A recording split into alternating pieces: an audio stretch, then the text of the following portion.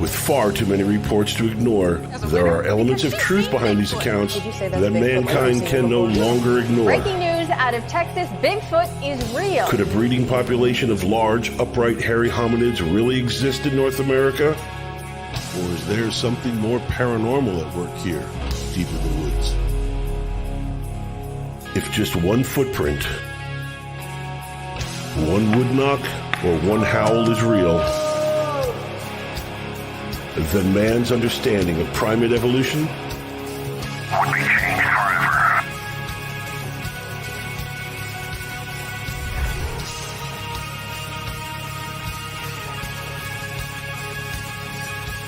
Join the Catskill Appalachian Research Collective as they delve further into the mysteries of Bigfoot and other paranormal phenomena through the eyes of witnesses, investigators, critics, and skeptics. Join us as we look to discover what lurks from behind tall trees. All right. Well, first off, Aleks, we really appreciate you coming on the show, man. Thanks for joining us tonight. Yeah, thanks for having me, guys. Looking forward to it.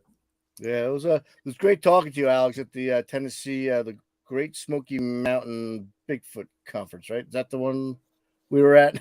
Yeah, it's a tongue twister. Yeah, that's the Great Smoky Mountain Bigfoot Conference. That was late July, I believe, of just a month and a half ago, or month and something ago at this point. I don't even remember. Time is all melding together.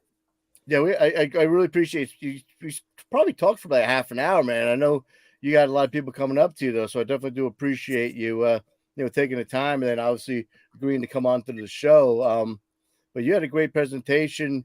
I know, Mike, you saw a lot of it. I saw bits and pieces of it because I was just running around and trying to do my little social butterfly thing. But I do, we'll probably touch on some of those your points, your presentation tonight. But Mike, I'll leave it up to you, man. You want to get this ball rolling?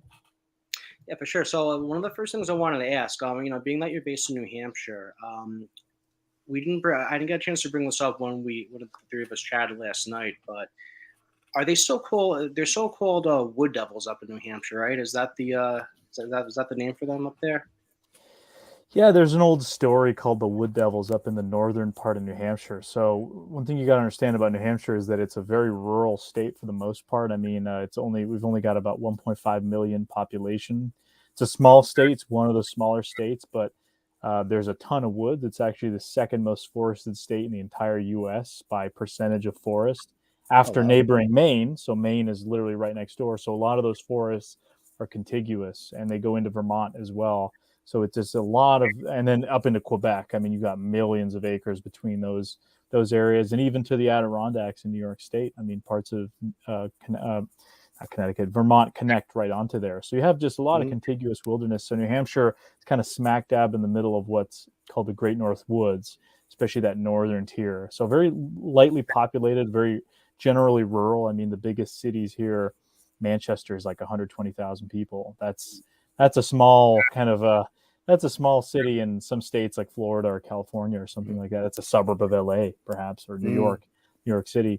So there's not a lot of people, but we have a lot of woods nowadays, and a lot of wildlife species. So of course you've got the largest species here would be moose, the eastern moose. I mean, absolutely massive creatures, very dangerous, most dangerous in this area. Then of course you got black bear, deer, white-tailed deer, and then all your kind of smaller critters from porcupines, bobcats down. So there's a lot of biological diversity, and there have been a lot of Bigfoot sightings. So one of the stories that you mentioned there is the wood devils, and that's something that in that northern section of New Hampshire, especially called Coos County, very sparsely populated, and there's these old stories of the wood devils, and I've kind of always been keen to try and find and track the origins of that story, and I've looked in the old, because I was told essentially that it was an old logging story that was back in the day. There's a lot of logging up in that area, Berlin, New Hampshire, which is kind of the area around where the wood devil story comes from. That area was known as the city trees built. So there's a paper mill there, huge logging community. As much of that northern part of New England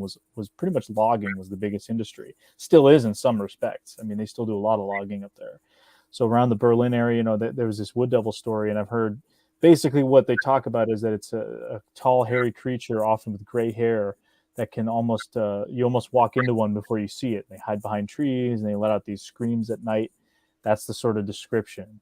And then there's been descriptions of this floating around the internet for a few years, since the early 2000s on some forums.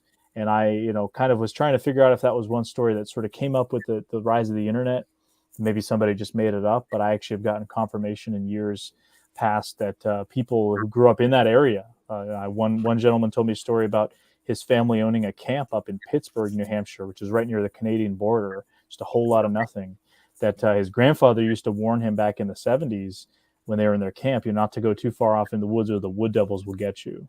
Oh, wow. And there's a lot of other stories, and probably one of the most spectacular stories I've heard to this day from that area is of a German prisoner, actually POW camp in Stark, New Hampshire, called Stark Camp, where they had, during the Second World War, there were German POWs there. And I was actually told a story by a woman who attended one of my library talks that I don't remember exactly the details, and I'll never forgive myself for not taking this lady's information down. I gave her my card instead of taking her information down so I could pester her. Big mistake, rookie mistake, but this was a while ago. She told me that essentially her uncle or dad, I don't remember which one, was at this camp and was a prison camp guard, and that these German POWs were being put on logging duty, and that at one point they refused to go in the woods because they were seeing gorillas. Or really? As the locals were calling them wood devil kind of thing. So that story to me was really interesting because, again, these are prisoners of war. They're not there by their own will, right? Yeah. They're in a camp. They're doing manual labor or whatever, and they're seeing gorillas in the woods. I mean, that's what they're relating to what they're seeing in the woods.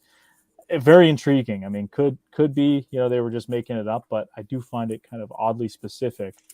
Why wouldn't they? Maybe they said if we saw an elephant in the woods, if they were making up a random animal, why would they choose a gorilla? And you have a history of wood devil sightings and reports in that area. And I've heard a lot of, since then, modern day era Bigfoot sightings, the classic Bigfoot sightings. A lot of them actually up in that area have been of blueberry picking.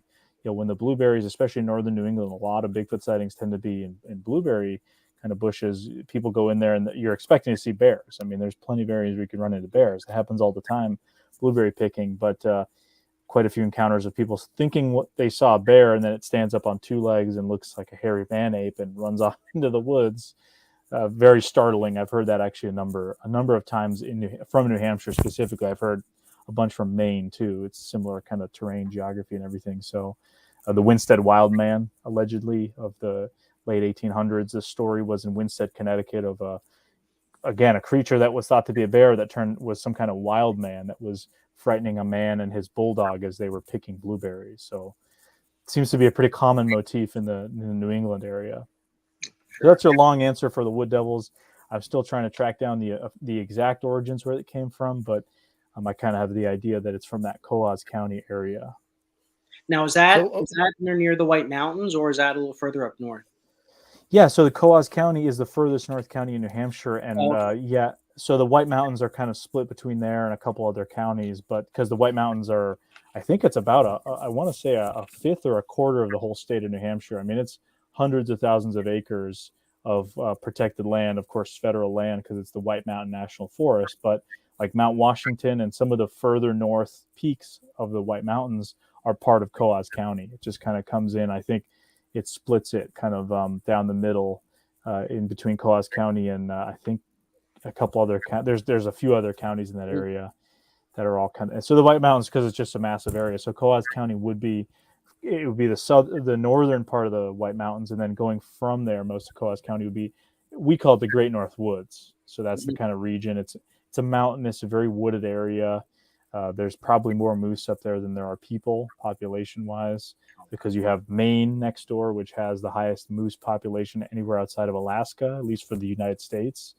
So they kind of come and go, and there's a place right along the Canadian border that goes down into Pittsburgh, New Hampshire, called Moose Alley, where you can go there, and you have extremely high likelihood of seeing a moose pretty much any time of day, especially dusk and dawn. I mean, I've driven up there and encountered 7 in a night, and it's awesome. Wow. You can go see them, get pictures, and obviously it's nice from the comfort of your car.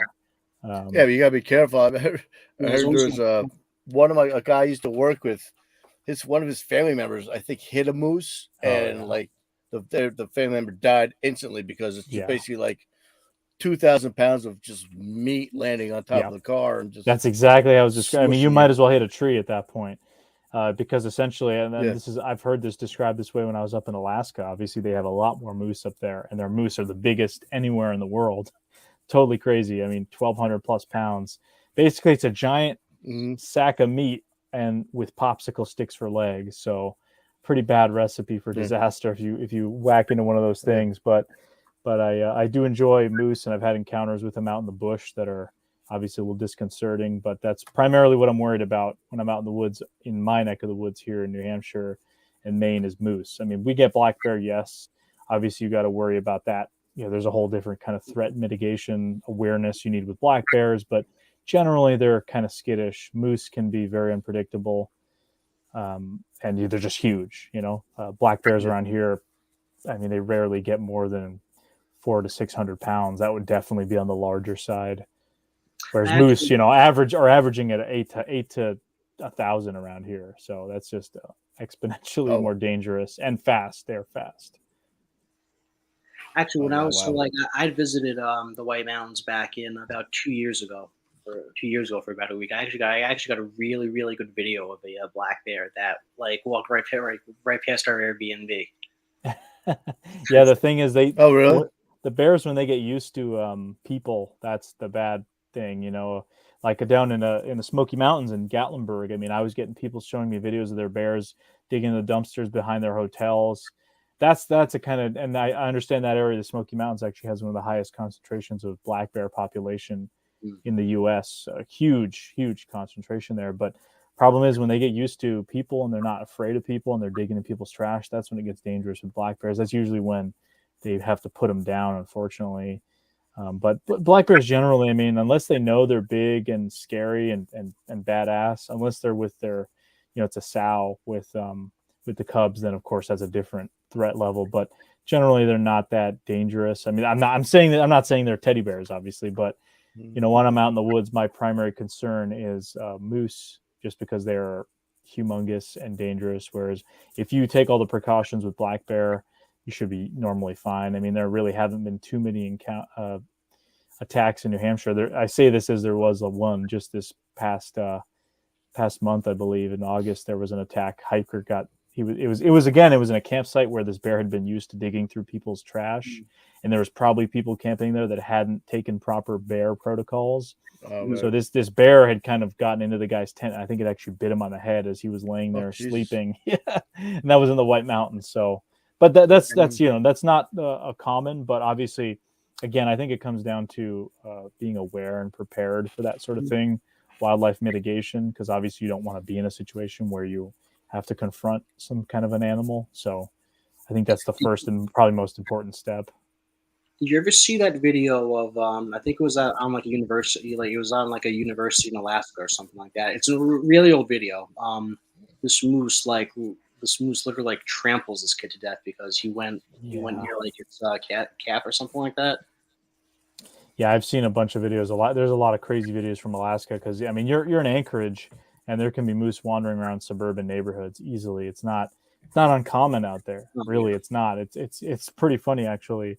I mean, around here in New England, you'll get occasionally a moose will wander into a town and, you know, it becomes a big spectacle and then they have to call in the fishing game or whatever to get tranquilize and get it out of there. But in Anchorage, it's just kind of all over the place. So they can just be anywhere. So, I mean, it's you have to be aware. I mean, I think people don't understand how dangerous some animals can be. We're conditioned to kind of think that animals are all friendly and nice. And I think a lot of people just live so detached from any wilderness exposure or exposure to actual wild animals that, I mean, you hear these stories of, you know, people in Africa, 4 people in a row being eaten by a lion because they all got out to take selfies with a lion in a sanctuary there. And it's like, I don't know how you cure that sort of thing. That's just pure stupidity. But I mean, hiking through the White Mountains, I've seen a lot of crazy stuff. I like to call that natural selection at work, though, but that's just me. Yeah, perhaps it is. Yeah, it's that could be right. And I'm not trying to laugh at it. I think it's a serious thing. You know, I'll laugh at it. How do we raise awareness? But some people you can't help some people if they don't want to be helped. Nope. And at least, At that point, I'm more concerned for the animals' well-being. If people are going to be that stupid, it's just a bummer. Like I said, with the bears, especially when they get used to digging through people's trash, those bears just become kind of a harm to themselves almost. So that's why they usually have to kill those types of animals, because they're not afraid of people. Their normal behavior would be, oh, person, I'm getting the heck out of here. But now they're almost belligerent. I've even seen stories of people feeding them, and it just becomes, they're not pets. I mean, it's bad for them. It's bad for people. It's a lose situation there when you kind of do that with wild animals. But that's what it is with humans kind of encroaching on some of these natural habitats. We have to learn to coexist somehow. I mean, I mean, down by me here, I live in Westchester County, New York. It's one of the most densely populated areas in the country. Like people starting to see bobcats. There've been a couple of bear sightings. There's woods down the street from me, and I'm literally like 15, 20 minutes north of the Bronx. Yeah, right. I didn't see nothing down there. No deer, no nothing. Now I'm seeing deer, turkey. I've seen a couple of coyotes. Roaming around. Even moose. Like they're starting to be sighted now as far south as like Dutchess County, which is literally only. Wow, that's pretty wild. Yeah, which is literally only really moose. Yeah, 50 or so minutes away from me. Mm-hmm. Even in like Newark, wow. with the black bears, Charlie, haven't there been a couple of reports of like black bears being seen rummaging through garbage in like Newark? On the Newark, you said Newark, New Jersey, or New York? Newark. Well, yeah, because Newark is attached. It's right outside of Newark. There's a couple like wooded areas, like West Orange and stuff like that. So I definitely see, how they could probably go all the way down, especially now when there's a drought and there's they're foraging for water too. So I can definitely see them going down. Actually, in West Orange, which is right outside of Newark, there's a couple Bigfoot sightings. So, and pretty recent too, like, within the last 20 years. So, it's not like back in the 1800s. So, it is wooded enough. What's that? I was going to say in The Sopranos, they had Tony Soprano lives not too far from Newark, one of those suburban towns, that he gets the bear in the yard and he's out there with the gun. And I love that show, but that's a side note. That made me think of that immediately. And I know that whole area in northern Jersey has a lot of bear loads stuff of going bear around, and there was that one bear that walked on two legs. Pedals. Pedals. He lived Pedals, the next town over, and the guy that actually shot him, I think he had to move out of the state because he was just getting death threats from people for I can shooting imagine. him. Yeah. But yeah, he lived in Malin Dickinson where Mike and I do some of our investigations. So very cool. That's where, well, if you're a big Sopranos fan, come on down. I'll show you. I'll bring around all the spots. Yeah, actually, so I went last year. I was down in there for a wedding in Jersey City, and last September. It was just about a year ago, actually. Just thinking back on it now, literally a year ago. And I was down there for a wedding, and afterwards I went to all the Sopranos, some of the spots, and I did this photo recreation. I stood where some of the shots were from the show. And, I got 3 different pizza places that same day. Pizza Land. You went to Pizza Land? I went to Pizza Land. Yeah, I went to Holsten's. I did all that. Did you go to the Bing? I did go to the Bing, just the outside of it, Satin Dolls, yep. Yeah, so I went to all those spots, and I went to the house that Phil Leotardo in the show was, in, and like all the locations. The place where Christopher Moltisanti got shot in the show, stood right outside where he got right before he got shot in the show. So I went around. It was fun because I'm not a huge city guy anymore. I actually used to live in New York City when I was a kid, but just kind of didn't. What was that? I said, "Oh wow." Oh, I thought you said how long. So I'm just not a big city guy anymore. I live in New Hampshire, and I like spending time in more rural areas. But it was kind of fun to get down there. And whenever I'm driving through, like when I was going to West Virginia this past June, driving through Jersey and that whole area, I make a pit stop for some pizza because the pizza there is just the best. It's New York, New Jersey style pizza. It's where it's at. Well, it's all the water. Well, New York pizza, they get the water from the Adirondacks. Yeah, and then New Jersey, they get the pizza or the water up from by me, so it's a lot of minerals in there, so it's good. But it's that style. It's that I think it's like the Neapolitan style or whatever that a lot of those Italian immigrants brought over. That's just because up here in New England we have a lot of Greek style pizza. A lot of the pizza places are run by Greek folks, so it's a different type of pizza. So it's, you know, you can get there's some kind of, there's a Rhode Island style. I've tried that. I went to school in Connecticut, and there was the New Haven style, which is very similar to like the New York style. Really good stuff, like Frank Pepe's, all that. Delicious pizza. But that pizza down in that area beats the stuff up here. You know, I look for New York style places up here to go to, because it's just an unbeatable style. If I gotta have some pizza, you know. Well, another reason for you to come down then. Yeah, definitely hit up the Pizza Sopranos and the Pine Barrens. Pine Barrens, pretty good combo there. Even down there, there's some pretty good pizza spots. Oh, I'm sure. It's called tomato pie. I lived out tomato pie, yeah. I lived out in Minnesota for about a year, and when I was there, just like the pizza, the delis, you know, like those little food eateries, I just realized how much I took that stuff for granted, because I spent about a year living in the Twin Cities, and I spent a little time up in northern Minnesota. Not once did I ever find like a good mom and pop pizza shop or deli. Everything was chains there, or there was one pizza place I ordered from Uber Eats, and the lady literally came out of the car, handed me a frozen pizza. Different culture, right? A lot of the folks up there are more from Scandinavian countries, at least in origin. Yeah. So it makes sense that they don't have a lot of that kind of Italian/Mediterranean sort of stuff. That even in Boston, I mean, this New England area, there is still a little bit of degree of that. I mean, we do get some of those, you know, pretty decent kind of delis and that sort of stuff. But I may not like that whole New York metro area. I wouldn't want to live there, you know. But it's a fun place to visit every once in a while.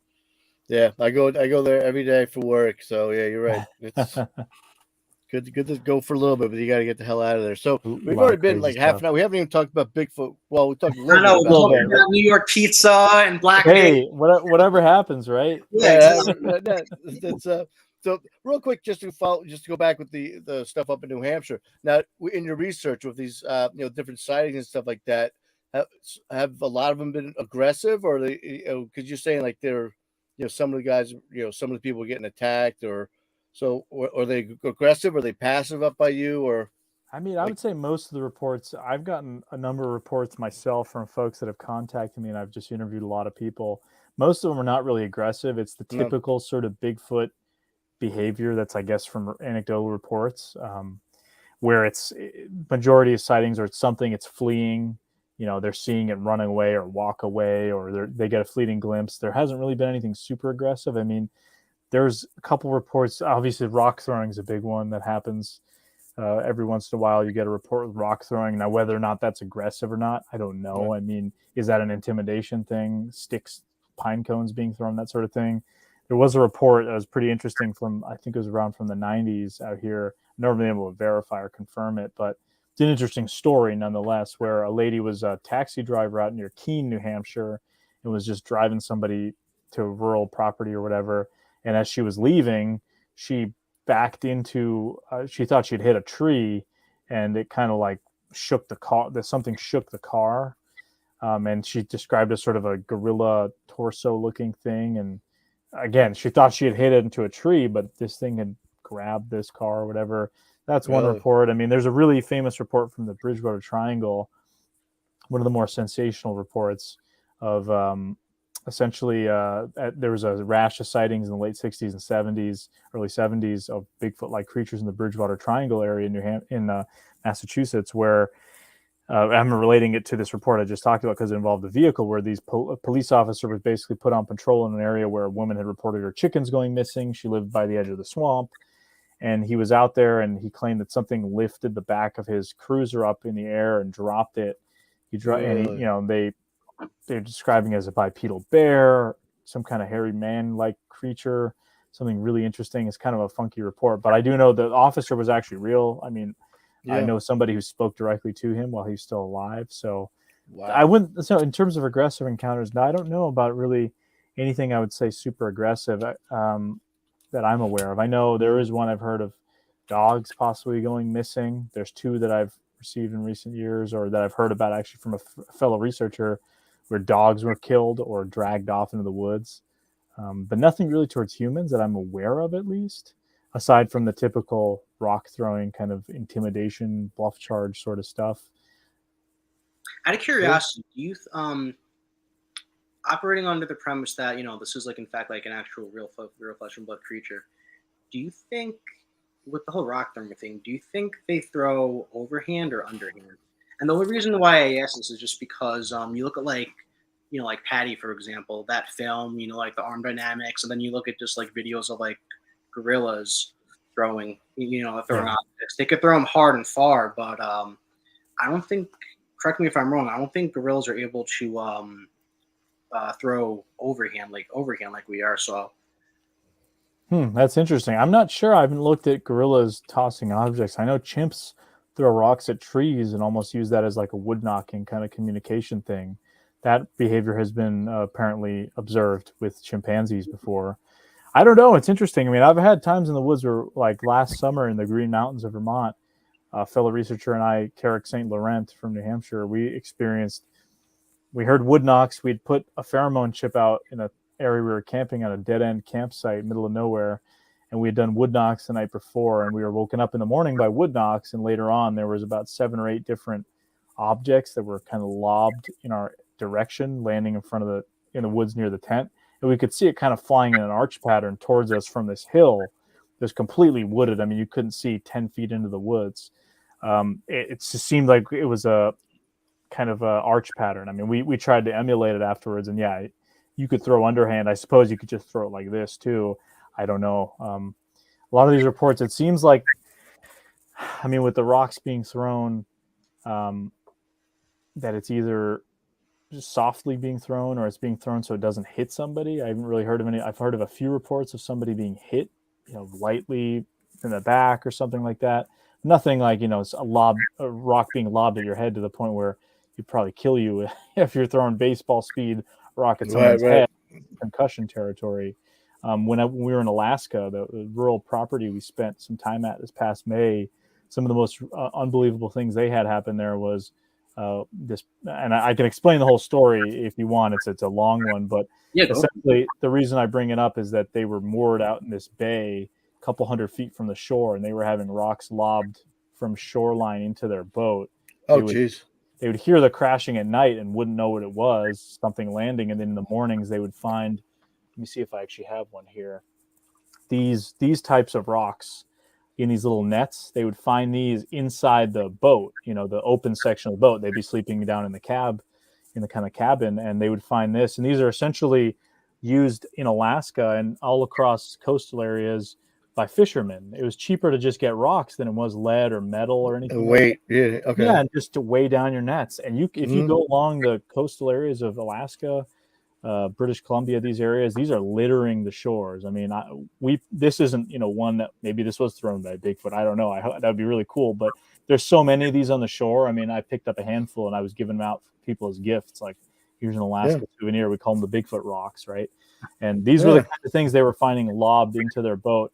I mean, from distances of 100, 200 plus feet, like in the middle of a bay, something coming from the shore. I mean, we would try our best to throw approximately where the boat might have been and wouldn't even come close. And we would have to throw overhand for that kind of thing.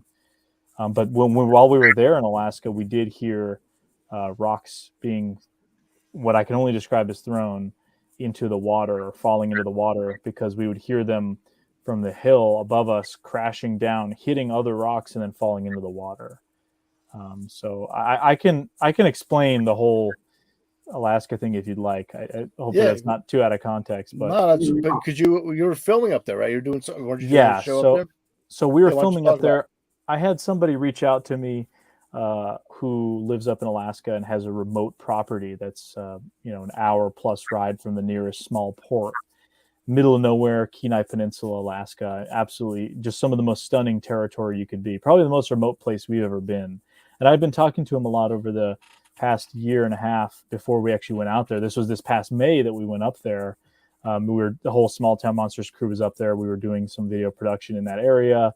And so we made plans to go out to this property where there was just a ridiculous amount of strange activity. What it was, I don't know. I can't say it's Bigfoot, but the very interesting audio recordings over the years. I had spoken to not only the property owner, but some of his friends who had also, including a biologist and a big game hunter who were not Bigfoot type people, did not believe in it at all, but both had had extremely unusual experiences at this cabin. Essentially, they had bought this property. I believe this was the 4th or 5th summer in a row of owning this property, and they could only visit there in the summer months, basically from the late spring to the October, I think, is the cutoff, because the seas get so rough, and it's a very tough trek out there, very dangerous. I mean, you've got all kinds of terrestrial animals and aquatic. You've got or brown bears there, black bears, moose, mountain goat, lynx. We'd found lynx tracks out there just on land. Then in the water, you have sea lions, seals, humpback whales, orcas, anything. It's just wildlife heaven. So essentially, they had a lot of weird stuff going on out there, and they had bought this property. And as they were clearing the land to build this cabin, kind of a fishing cabin, just a place to get off the grid, they'd been experiencing a lot of weird stuff. So it was something roaring like T-Rex roars coming from the mountains, things getting thrown at the cabin, things going missing. I mean, they had one story of an axe that was leaned up, that essentially went missing for over a year. It was just a big kind of axe that just went missing. They bought a new one, and then coming back another time the following season, that same axe was just neatly placed up against the side of the cabin. It was like, maybe they obviously didn't leave it there like that. It's thoroughly been gone. Right. It was just put there. There's almost like a trickster element kind of going on there.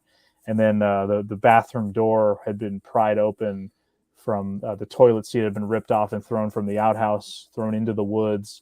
That something keeps prying the door of the outhouse open, even as of recently. Very unusual audio recordings. Something that sounds like a baby crying coming from the woods. Extremely long, deep howls, things hitting the cabin. Lots of unusual audio. So very weird stuff. I mean, you played one of the clips at the Smoky Mountain Conference, I think, right? Yes, I did play some of that audio, so you would have heard some of that. And one of the most startling stories they had happened actually was when they were in the process of completing the cabin during their first season, which was one of the most active. The first 2 summers were pretty active, and then I think last summer was very quiet, and then this summer the activity has picked up again for whatever reason, and we experienced a lot of weird stuff out there.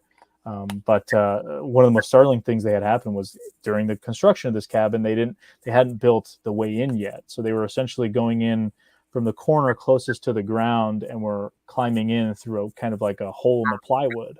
And they would cover that at night with a big piece of plywood, and they'd put a big Yeti cooler on top of it to kind of keep it into place. Well, one night, something had tried to get in there, and that Yeti cooler apparently had been flung basically halfway across the cabin, by something, and they all grabbed shotguns and basically proceeded thinking it was a brown bear about to break in, because that is a big threat out there.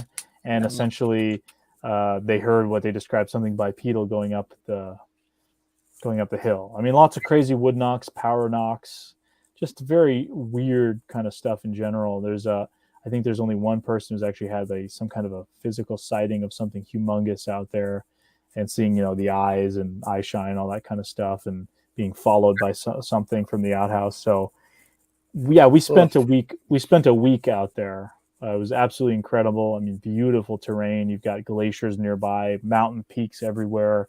It's part of this kind of contiguous rainforest that goes from that southern part of Alaska down all the way to basically Northern California, to Washington, Oregon, British Columbia. Mm. And that's that area that has a majority of the Sasquatch reports and some of the most credible sort of stories and traditional native history and all that kind of stuff. So the Kenai Peninsula, very much similar sort of geography, extremely rugged, but rainforest. So it's a little bit milder in the winter than it is compared to, interior Alaska. It doesn't get too hot in the summers either. So it's a very, very great habitat for all sorts of critters to live. And that was probably the most remote place we've been so far with Bigfoot Beyond the Trail kind of adventures and misadventures that we've been on.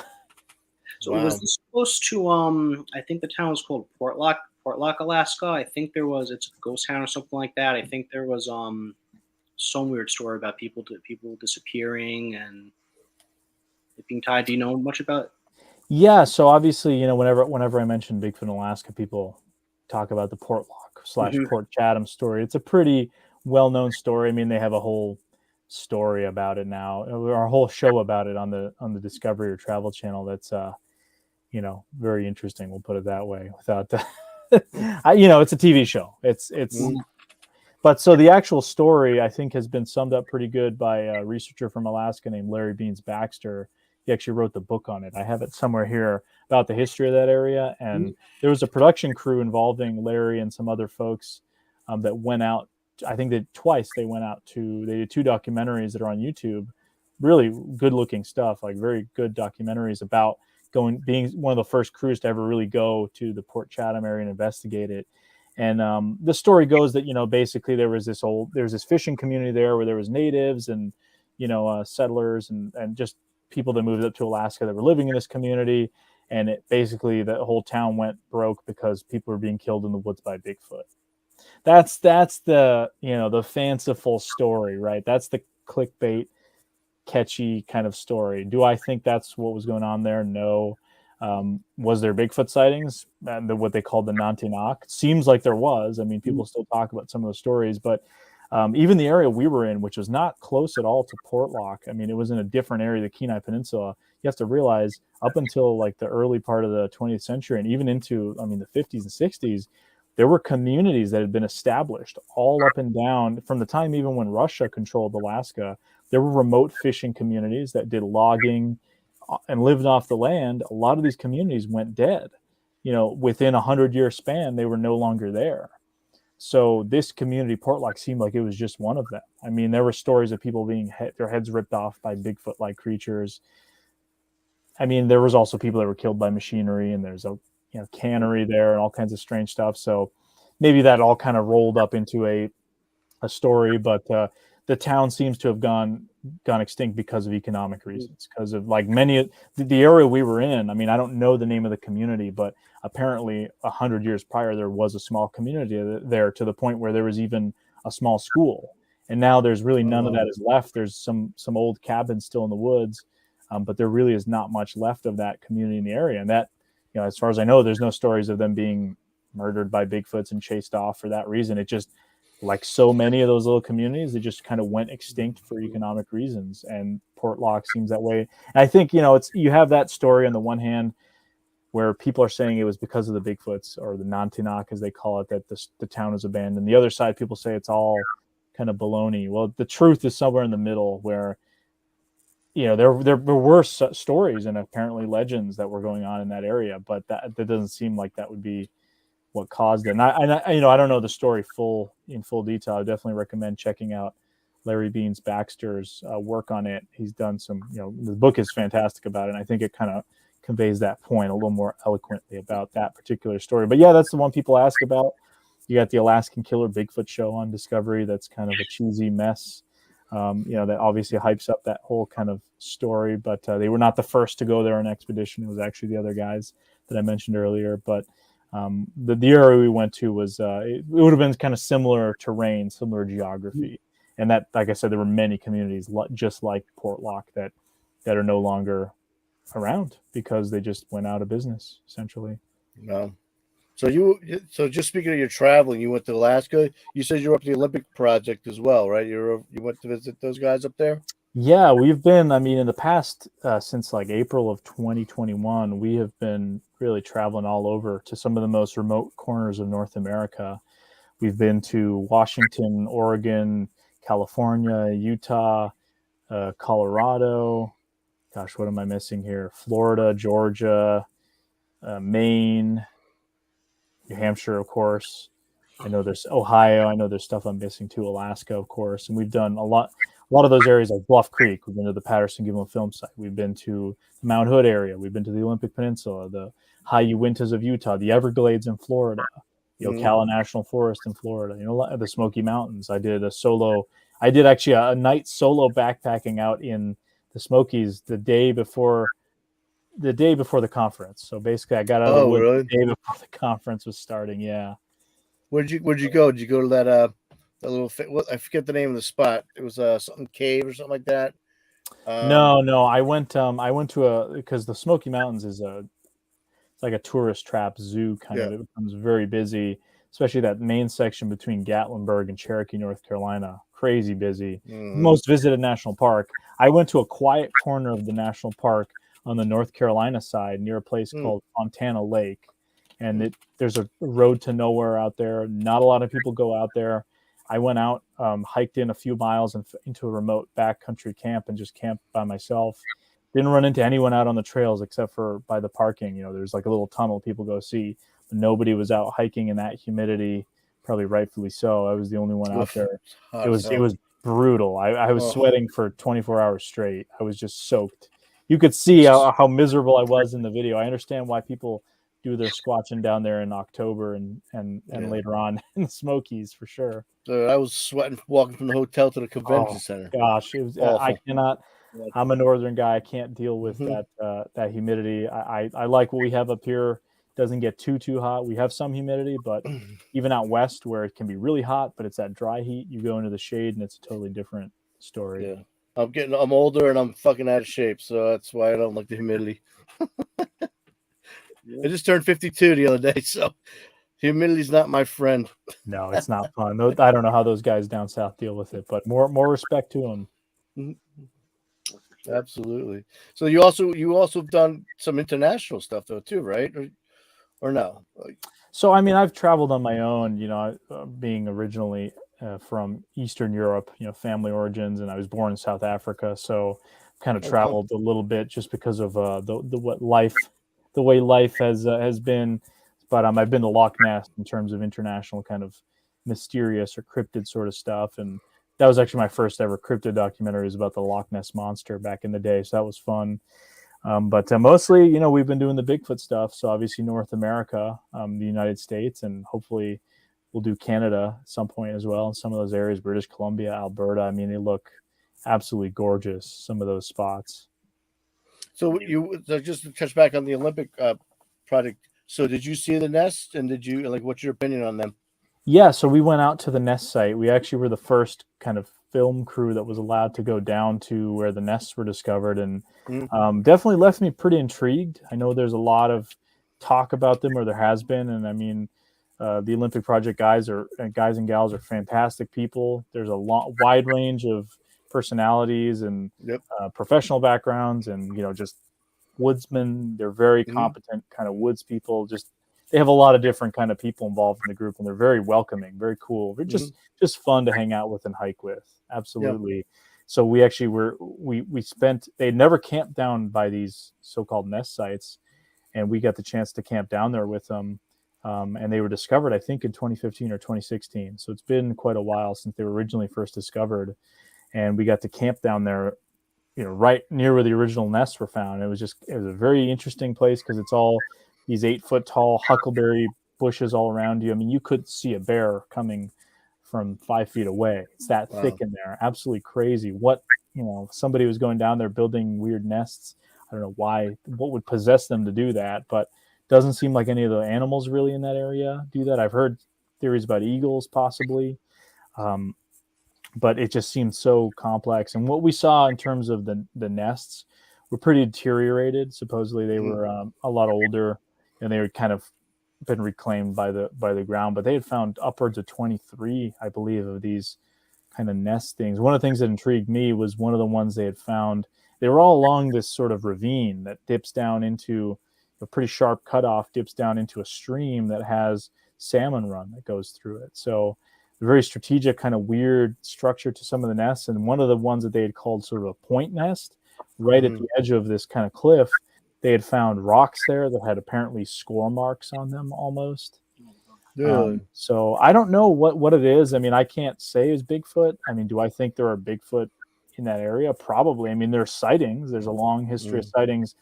The Olympic Peninsula is probably one of the best habitats for something like a Sasquatch in the world. I mean, it would just make sense, right? But in terms of what those nests are, I don't know. I mean, what's so intriguing is some of the audio they've gotten from that area as well. They've captured all sorts of, expected animals, the usual kind of suspects. But then they have, Chris Spencer and David Ellis, and those guys that do sound are absolutely top notch. I mean, Chris and David, I go to when we have weird audio and kind of have them look at it and, be like, tell me this is something normal or whatever the case is. And they've gotten some weird audio out of there too. That's very intriguing. So, I mean, I don't know. I mean, I don't know. I know that there's some kind of testing or something going on with the nests. I haven't heard a whole lot about that, but yeah, I don't know. I mean, they're weird, whatever they are. I mean, if they're not Bigfoot, they're still weird because they don't really get anything like that in other areas. So even if, let's say, it is some other animal doing that, it's still a very unusual kind of thing. I don't think it's humans, though, personally, just because of the remoteness, and just it's such a pain to get down there. When we first walked down to that site, they had cleared a spot for us to put a few tents up. It was like pouring rain. It was dark out, and we're hiking down this what doesn't even look like a trail. We're just getting slapped in the face with branches, soaking head to toe. I mean, we had some rain gear on, but we were soaked. I'm like, this is miserable. This is classic PNW weather. And we finally get to this little clearing, and they're like, yeah, the original nest site was found like 20 feet over that way. I'm like, over that way? I can't see. There's just branches, huckleberries everywhere, and you couldn't see anything. So it was very, very kind of intriguing. And just hearing some of the encounters, like Shane Corson and Todd Hale, they'd had some kind of weird encounter, I think when COVID started, where they were out there and something had circled them, and they thought it was a bear. And they had drawn weapons and that sort of thing. And they were really concerned that it was either a bear or a big cat, a mountain lion, because that is a very valid concern out there. That something had circled them, and they kind of felt like there was a half-built sort of weird nest kind of thing that they had found. And they had actually cast what looks like a handprint in the mud in that area, and they had found some weird footprints in that area as well. Again, just very, very unusual kind of stuff. I mean, could you say it's 100% Sasquatch? Of course not. I mean, with a lot of this stuff you can't, but just the weird kind of things. And there are sightings in that immediate area. I mean, and going back to the mountain lion thing, I mean, we in their area where they have their kind of Olympic project cabin or I don't know what to call it, like their hut, where they have where they gather up, the area right in that area. I mean, we were literally tracking a mountain lion as we went out there, and on the hiking trail we were on, there was every 30, 40 feet there'd be this little scuff marks in the trail and a little pile of dirt that the big mountain lion was moving and marking its territory, and we found big prints. So when you're out there, like, that is a concern. So for them to all those guys experience that kind of stuff, and a lot of them are hunters, so they're used to that sort of thing. And then when they encounter all the other things, that's what's very intriguing, and just the amount of reports they have out there. I think a lot of them are road crossing sightings on the Olympic Peninsula. And there's the Squatchometrics guy. I think he's in the UK. He works with the Olympic Project and others, but he does a lot of like statistics, kind of like Scott from the Bigfoot Mapping Project. Awesome guy. So his little logo thing. They kind of do these Bigfoot maps and use sighting data, and I think Squatchometrics has put out specifically, I remember seeing about the Olympic Peninsula was statistics that majority of sightings there were road crossings, in terms of from all the online databases. So there's just a long history in the Olympic Peninsula of Bigfoot sightings. So it's a very interesting area. And as we were driving, we drove around the peninsula. We went to the Hoh Rainforest, which is on the other side of it. So we circumnavigated the whole thing, because you're going from Seattle. You can drive around the Olympic Peninsula, and you can't get into the interior because it's just these giant impenetrable mountains. But as you're driving near Port Angeles, Washington, you can look across, you see the ocean, and you see this big landmass, and that landmass is actually Vancouver Island, Canada, which a lot of people call Ape Island, and has a long history of Bigfoot sightings. Of course, Dr. John Bindernagel talked about that. There's just Vancouver Island has a rich history of Sasquatch reports.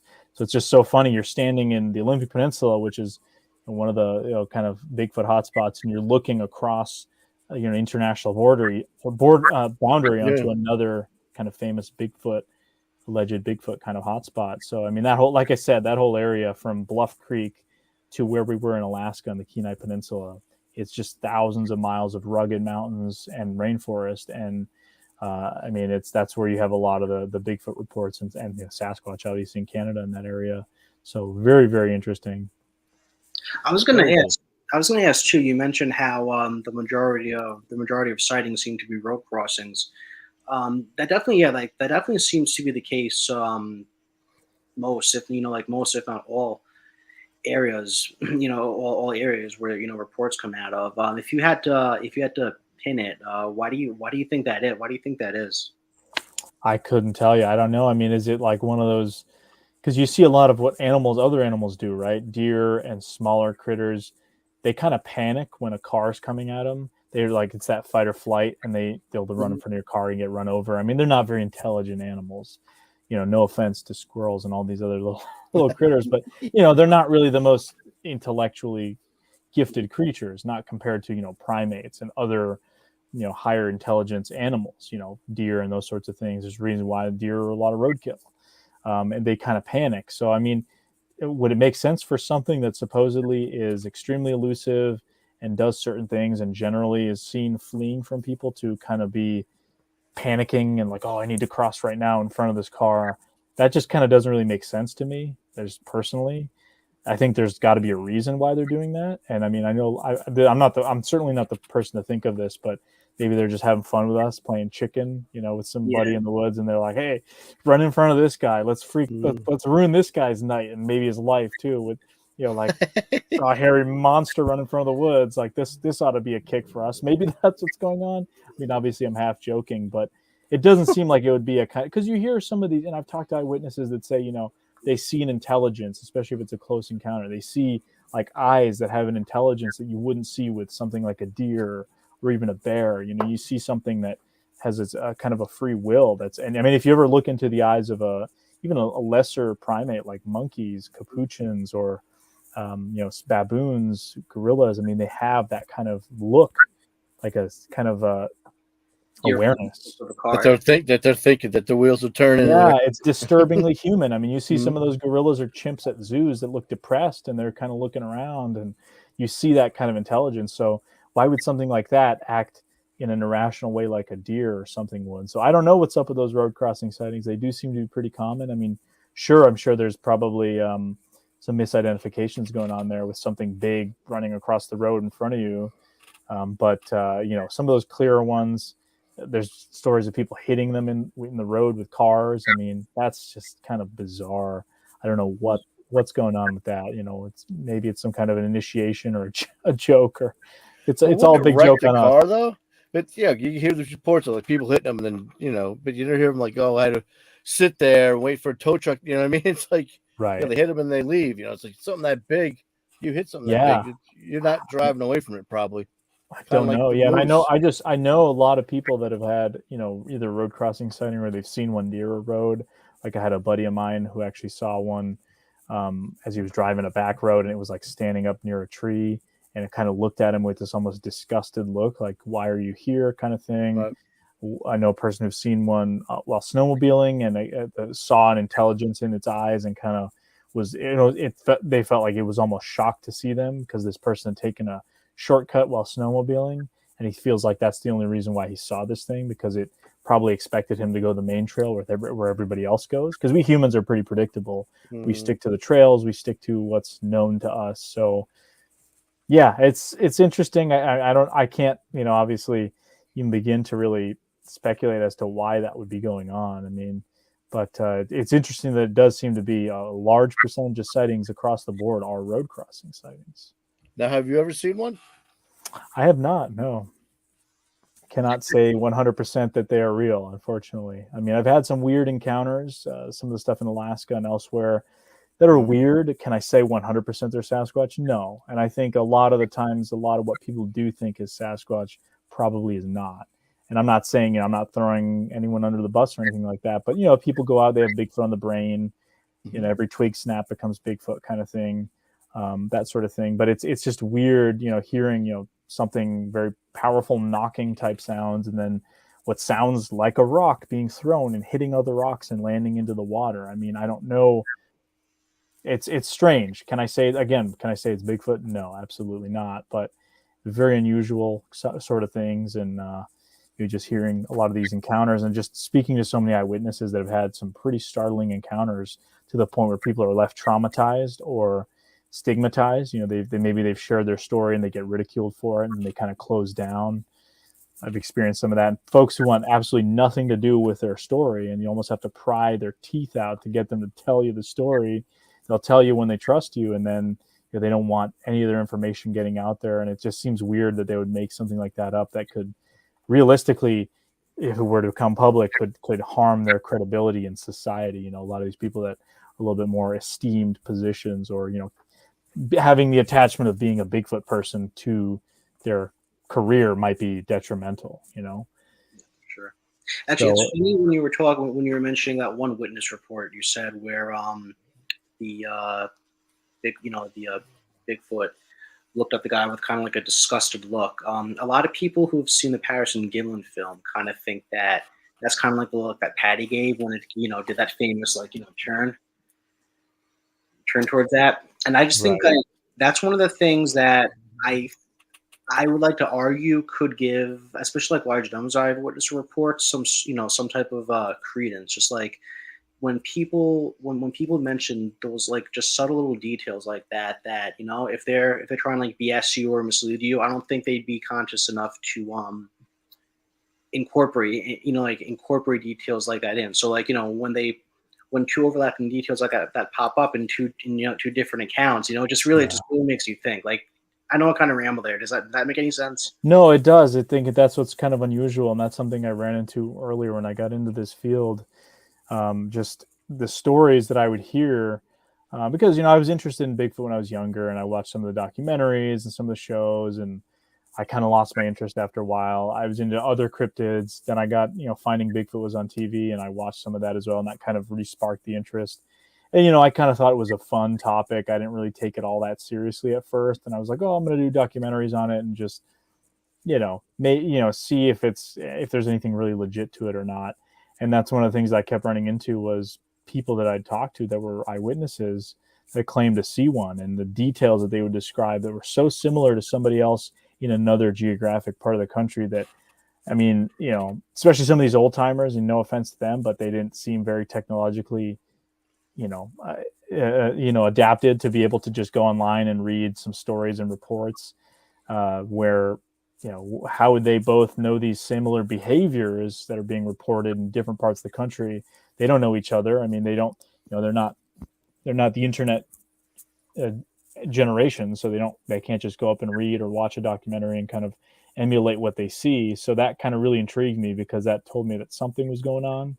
What it is, I don't know. I mean, but these people are clearly, they think that they saw something pretty compelling. And I think, once you kind of look at more sightings, and if you're able to weed out some more credible ones, you start seeing patterns, behaviors, certain things like that. That's when it gets pretty interesting because it's not just a random kind of thing. There's certain patterns in certain areas these things are seen. They're not just everywhere, in Brooklyn or these kind of places. They tend to be on the outskirts of civilization, the edge of where society and the woods blend. And a lot of these people that see these things, they see bear and moose and mountain lion and other creatures. They almost they're used to that sort of stuff. And, and it's just interesting. I think it's very interesting because you have uneducated people and very highly educated people that are in the groups that have seen these things, and both types of experiences that I've encountered, people in political differences, all that sort of stuff, people that probably wouldn't see eye to eye in any other respect in the way they live their lives are describing something almost identical. I mean, that is very weird, from hearing of professors, people who are professors of biology, seeing something and describing it to a T, to somebody who is just kind of like a country bumpkin hunter type that is describing it absolutely to a T because they're used to hunting deer or other animals. So that really kind of, that sort of thing, and very, very much intrigued me, and still has intrigued me. And a lot of the people I get to speak to, and people reach out, get to talk to other folks as well that normally might not share their encounters publicly, which is pretty interesting. Yeah, and just to touch it, to just like follow up on that too. The other thing too that I think is a really strong talking point is in just North America alone. I think you have something like over 200 Native American tribes that existed all across the continent, different points in time. Some of them had, no contact, knew about the other's existence, no contact with each other whatsoever. All in their cultures and lores have stories of entities or creatures that modern day might define as a Bigfoot or Sasquatch. And not even just in North America, but civilizations throughout time all over the world. They all have stories of this large hairy man, or large hairy giants, just like something of that like. I mean, is it a coincidence or is that overlap just too much to ignore? Yeah, that's a good one. I don't know. I mean, I've heard obviously a lot of different stories like that, and I think there is a universal kind of feeling that we as humans, especially our origins and other human-like creatures, Neanderthals, other things that we would have interacted with, Gigantopithecus, that would allegedly was around when people were around. So I mean, imagine seeing that, it would be terrifying. So we maybe have these lingering memories and these, we always have a wilder image of ourselves out in the woods, something that's more in tune with nature. Maybe that is a universal kind of feeling, but I do find it interesting that a lot of the places where these stories come from, especially in, the Caucasus region of Eastern Europe or into Asia, China, Tibet, Nepal, these kinds of places, Siberia, they have histories of sightings of weird things, and that's where the Gigantopithecus was from. That's where the Denisovans, where all these kind of human-like creatures and a lot in the Homo genus, a lot of those kind of creatures were in those spaces, and even in parts of Africa and other places. So I do find that kind of intriguing, and does it translate over to North America too, which obviously doesn't have, aside from South America, doesn't have a history of primates, monkeys or anything like that, other than human beings being the primary primates on the continent, North America. So it is pretty interesting. I mean, I know there's people that have certainly more eloquently looked into the topic. Kathy Strain has written about it, other folks. I mean, we heard stories up in Alaska of some of the tribal kind of beliefs and stories, and a lot of they believed in little people too. So I mean, they had lots of other kind of maybe more far out there kind of theories and interesting origin stories. But I don't know what's going on with that, but some of these cultures do seem to be, especially in North America, describing something similar. They describe it in different ways. Some it's a big brother of the woods, or it's a protector of the forest. Other tribes, it's a cannibal giant. It's a monster, that steals and rapes and does all this kind of crazy stuff. And something interesting I remember hearing a few years ago at the one of the International Cryptozoology Museum symposiums up in Portland, Maine, put on by Lauren Coleman and the Cryptozoology Museum, was a really, and I'll never forget this kind of talk about, I believe she's a primatologist, Dr. Anna Nakaris. She's been on a couple of the Bigfoot programs over the years on the History Channel with Meldrum and some other folks. But she researched these small primate-like creatures called slow lorises that are present in parts of Malaysia, Indonesia, and Southeast Asia. And they're these small kind of nocturnal primate, little monkey-looking things. Very funny looking. I definitely recommend looking up slow loris. Mm-hmm. Very interesting looking creatures. But essentially, she's been studying them for quite a while, and there's different subspecies of them in these rainforest environments. But one of the interesting things she talked about was the relation of them to people. So essentially, there was different indigenous groups in that area, people that have lived there for thousands of years, different tribes that inhabited different parts of the forest, but they all kind of lived in the same area, and they would have different culture, their language would be slightly different, and they all had different ways of viewing the slow loris. You could go talk to one tribe, and it was, if you saw one, if you saw a slow loris in the forest, you need to kill it right away because it brings bad luck. Well, the next tribe over, if you see a slow loris, it's good luck. It means that you will have a blessed life or fertility or whatever. Then you go to a third tribe, they see it, it's a demon in the woods, and you immediately need to do some kind of ritual. So it's the same creature in all these areas. The slow loris doesn't, kind of its own little thing. It just does, it's a little mini creature, lives its own life. Yet it's all these different people groups that live in the same area, experiencing the same creature, have different interpretations of what it is. Saying, oh, it's a demon, or it's good luck, or it's a god to be worshipped. I found that really interesting, our relationship to this creature. So you see something like Bigfoot, different tribes that describe it as a cannibal. Some say it's a forest protector. These kinds of things. Is that what's going on? Maybe. I don't know. But I do think that so much of this topic is human based, our relationship to the woods and to other creatures. So that story for me, especially with the slow lorises, I definitely recommend checking out, obviously, Dr. Anna Nakaris's work. She's, I think, over in the UK in Oxford, or one of those fancy kind of universities in the UK, and, talking about primates and all that kind of stuff, and really, really interesting stuff. But that really stuck with me, because it, kind of related to just, again, human beings and our relationship with known animals and how differently we interpret them. Speaking of Speaking of the UK, Scotland, that area, they have their own sightings up there too, supposedly, don't they? Do you think there's anything to those, or do you think it's probably just talk? Yeah, I mean, I've heard over the years, obviously, there is a lot of Bigfoot in the UK kind of stories, and I've had a lot of people message me about it, allegedly with evidence and that kind of thing. And I don't know. I mean, if you're more in a flesh and blood camp of Bigfoot, then it would probably be impossible for it to be something living in a place like the UK. That's an island that's been inhabited for thousands of years. Sure, there is a good amount of woods, but would some kind of hairy man-like creature be able to really stay that elusive in an area like that? I don't know. Flesh and blood. Obviously, if you're talking paranormal, then I guess no rules apply. You could have anything going on. I'm not necessarily saying I believe that, but there are obviously different theories about what Bigfoot is. But it's interesting. I think there is kind of this cultural phenomena where you have North America, Canada, even Australia with the Yowie, and Asia with the Yeti, and maybe the UK kind of felt left out, and a lot of these people sort of need a Bigfoot, and maybe that goes to the point about people wanting something to be real, whether or not this thing is real, that they are like projecting it out into the environment, that everything then becomes Bigfoot, and maybe that can help us. And maybe that's a sort of a control where you can say, well, okay, we know they're not here yet. People are still claiming they're having all this stuff happen. Let's maybe take that and apply that to North America, where North America would have, I would say, more of a possibility of something like this, like a Sasquatch being able to exist than the UK would, right? Simply in terms of habitat and terrain, all that kind of stuff. And there being a precedent for it. So that would be interesting. I'm not dissing anyone in the UK that believes they're a UK Bigfoot. There very well may be. I don't know. I mean, we don't know. We know very little in reality. Yeah. Everyone likes to pretend they know a lot, but we don't know as much as we do, as we think we do, at least. So I've heard a lot. Maybe they were pets like the big cats over in the UK. Right.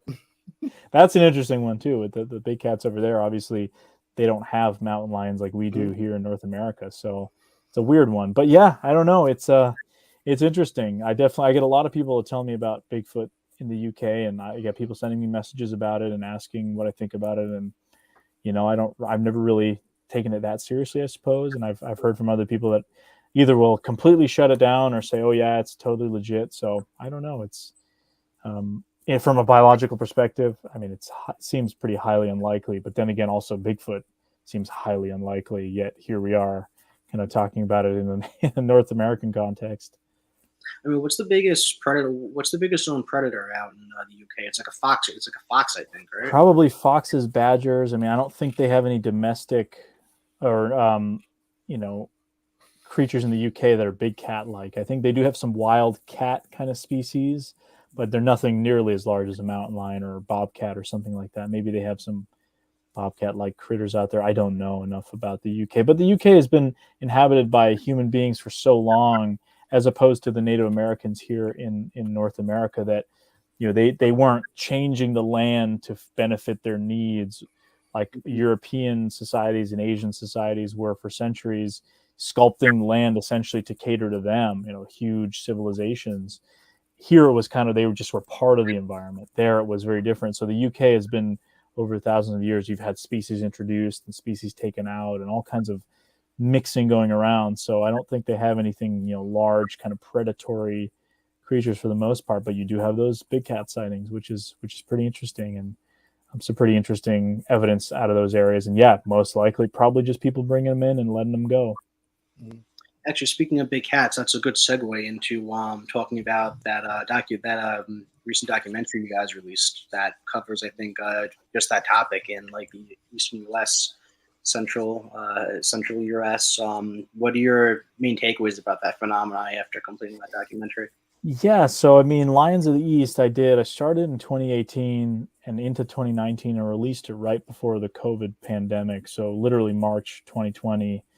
And then, since then I've had it out on YouTube, and now it's on the Small Town Monsters channel again. And very interesting phenomena, because it's one of those things that bridges cryptozoology and cryptids with biology, because you have, mountain lions are a real animal. I mean, they're not like a hypothetical like Bigfoot or Nessie or something, right? We know they exist. We know they used to exist in the eastern part of the United States, and there's a lot of sightings of them nowadays coming out here. And We have examples of ones like the one that was killed in Connecticut, one of the most densely populated areas in the U.S. Allegedly, it traveled all the way from South Dakota and met its demise in Connecticut, of all places. So is there a precedent for mountain lions from the Western populations that were formerly lived here but were driven to extinction to be moving eastward? Of course there would. I mean, why? They don't recognize borders. I mean, they can go into Canada, come in, do, and, it's one of those things that doesn't really, it's an animal, right? They're not bound by our human-made maps and lines. So them coming back in the east, I could totally believe it. And there's this kind of weird conspiracy element going on with a lot of the fish and game warden kind of people in power in a lot of these states. And it's a very weird sort of thing. But also another takeaway. So I do think, I'll kind of sum it up, a few different takeaways. One takeaway, absolutely. I mean, I think at some point we will have established mountain lion populations in parts of the eastern United States. I mean, they clearly have been moving eastward from, their known populations in the Dakotas and the Rocky Mountains. They're saying there's more and more evidence of them being in the Midwest, Minnesota, Wisconsin, those kinds of areas, Louisiana. Obviously, Florida has one of the only populations of cats in the east. Down in the Everglades, they're pretty rare. We found tracks of them when we were down there in the Everglades this past winter. I know Tate in the comments there, he's probably going to laugh at me for that because it was a big find for me. So very, very interesting. But, you have that. Absolutely, I could see that happening. But then the other takeaway I took was how people are, I don't want to say gullible, but definitely, they can be persuaded into believing something with not a lot of evidence behind it. So something I kept running into was there were the hoaxes that happen with mountain lion. The people will be posting, and I actually have gotten messages, about this. People saying, "Oh, my friend took this photo on a trail camera from Maine or from wherever it may be in the local area that they got a mountain lion. This is definitely him. I know he's not lying to me."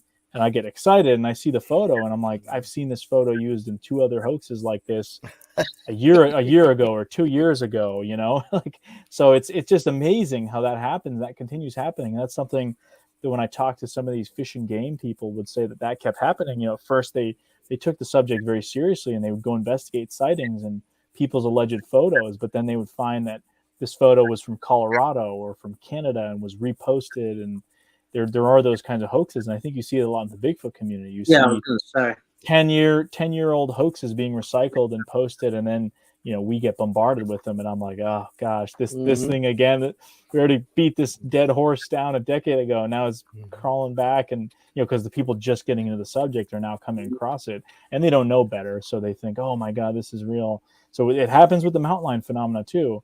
But obviously, like I said, I think with the multiple takeaways, there is absolutely something real going on there. And I think we will have mountain lions at some point establish populations in certain numbers in parts of the eastern United States. I mean, the habitat is here. The food sources absolutely are. They are a wonderful animal. They are, a creature that was part of this environment until they were essentially, because of us, pushed out. And they were killed off because they were seen as a threat to livestock. And the mountain lion, the cougar, Puma concolor, as it's called scientifically, it was one of the most adapted animals to North America. I mean, the black bear is really the only thing that has a comparable sort of range to them, because they essentially, as a big cat, they were able to live in almost any environment, from the rainforests of the Pacific Northwest to the high deserts of the Southwest to the swamps of the South to the eastern forests. I mean, they lived in all of these different habitats, amazingly adapted. I mean, we were shocked when we found that panther track down in Florida. We're walking in these tall grassy areas where it's 90% water. I mean, it's just water, and you even finding any tracks is interesting, and seeing a cat in that environment, because we'd been thinking to ourselves, looking for the skunk ape, why would something ape-like want to live in an environment that's wet so much of the time? And then you have to remember, well, there are black bears and mountain lions, panthers that live in this area that, they live in forested mountain areas too, but they are adapted to living in this kind of environment too. It's like you'd almost want to have something with webbed feet that's in a wet environment all the time. But no, these animals, they find a way to do it and they thrive. And so, having mountain lions back in some of the eastern states, I think would be quite interesting. A lot of people probably be freaked out by that, but I think it's going to happen eventually. But it's a very interesting topic. I mean, there's a lot more to it, but that's sort of keeping it short, I guess. Yeah, for sure. I mean, yeah, like it seems like there's definitely signs of it. I remember when we talked yesterday, we talked about that there was like that dead hiker out in Texas. They think it might have been the first mountain lion killed in the state in over a century. I think a hunter shot and killed one even in Arkansas a couple of years ago. They got a couple of trail cam photos of them in like Michigan. I think one in Ontario fairly recently. And like I love whenever I go out in the field. Like one of my favorite things to do is set up trail cameras. I obviously don't expect to get that clear cut money shot of like a Bigfoot, of like a big Bigfoot or anything like that. It just I don't even expect it anymore. But in the back of my mind, when I go through those videos, one thing I do hope to maybe catch one of these days is like a big cat, like a cougar or something, stuff like that. I mean, I'll even sell it for pretty cool. a bobcat at this point. But and just like I've only been doing this, like hands-on for about 2 or 3 years, but I've spoken to my fair share of witnesses over that time, and it seems that it's not even Bigfoot that's the creature that seems to get brought up the most about people having stories of seeing. It seems to be big cats, namely the Black Panther type cats, and all over the country too. It's not really like isolated to like a specific area. So like to your point about just how they could adapt in all the environments. What if here in the central U.S. or eastern U.S. they just become masters at leaving no trace of their existence, super elusive. They're always 4 steps ahead of us. Like yeah, I mean, cats are very elusive animals. I mean, that's just that's their nature. They are the top predator in a lot of these environments. And you have bears, but they're a little bit more kind of on the nose sort of predator, and they're scavengers. They scavenge, they hunt. Some bears hunt, of course, but bears have a very, they could be omnivores. They eat berries too. In blueberry season, you got bears eating like crazy, honey, all kinds of stuff.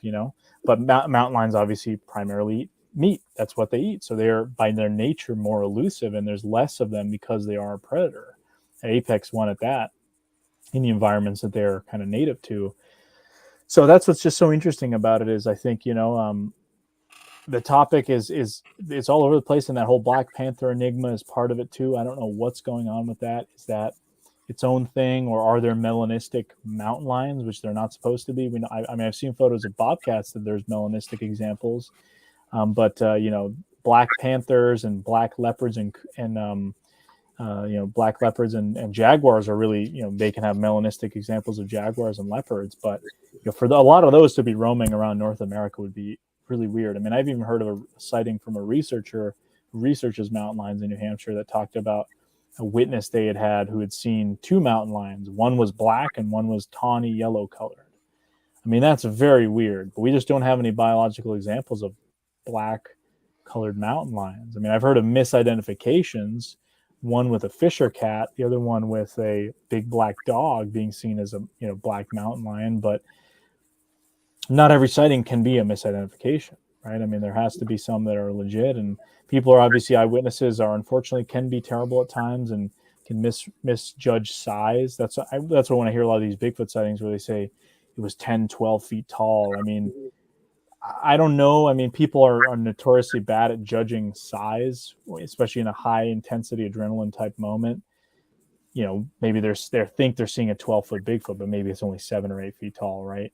In that moment, they're thinking it's that much larger. I don't know. Maybe that's what's going on. But scares you. Doesn't it like appear bigger to you?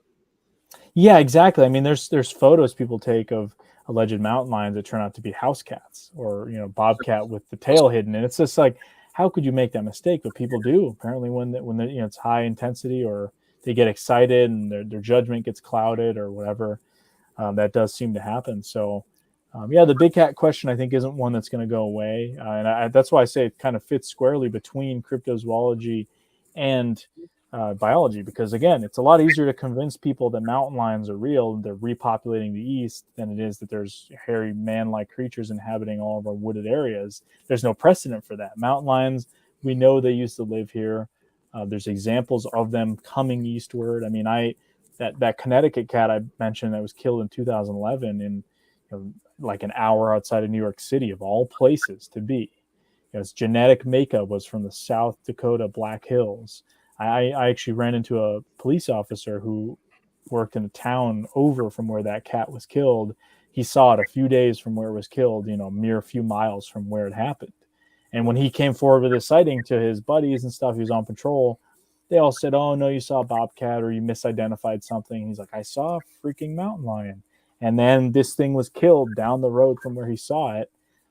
So, I mean, you tell me, how many sightings are there like that where they don't get that satisfaction of being confirmed as a sighting because, the thing was killed or whatever. It's just a fleeting glimpse. I mean, so it's interesting. There's a certain element of misidentifications. There's a certain element of truth to it for sure, especially trained folks. And I mean, when it comes to that kind of conspiracy element of it, which I think is really interesting, I think it has to do more with money and, government unwillingness to want to deal with something unless they absolutely have to. This is my theory. And I've been told this by folks in these positions, rank and file kind of officers and fish and game departments across New England have kind of alluded to this. I get it. Those guys, they're tight-lipped, but they can kind of, hint at some stuff about, with money being the reluctance. But I mean, I was reached out to by a biologist a few years ago, and I was really heavily working on this project, and there had been some coverage in a local news report about the mountain lion topic, and then I was doing a film on it, and I had a bunch of people reach out to me, of course, after that, including a biologist. And I mentioned this to you guys the other day when we talked, who essentially, he said that in 2000, I mean, this is a guy who worked with mountain lions out west. I mean, as a top-notch biologist, tracker, expert.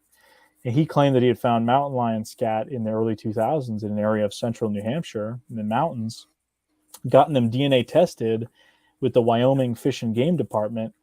It tells the New Hampshire Fish and Game about it, says, here are the findings. They give a call to the Wyoming Fish and Game folks and have them retract their discovery of the DNA confirmation, saying, upon further review, we cannot confirm what we previously confirmed was mountain lion DNA. And essentially what he said to me was, I'm not going to say it's a conspiracy, but it's a conspiracy. And the other case that I interviewed, a woman in Massachusetts who had, she had her horse attacked possibly by something in 2016, central Massachusetts near the Quabbin Reservoir. Massachusetts? Yes, in Massachusetts. So most of Massachusetts, the central and eastern parts are heavily wooded.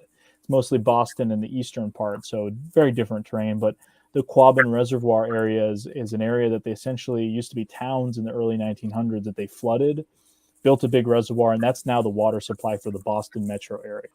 So there's a lot of animals that once that area was shut down, and I mean, part of it's under lock and key, you can't even get into it. It's just all woods now, very remote. There's been bald eagle populations that have moved back in there, black bear, lots of animals. So there's a big wildlife kind of area.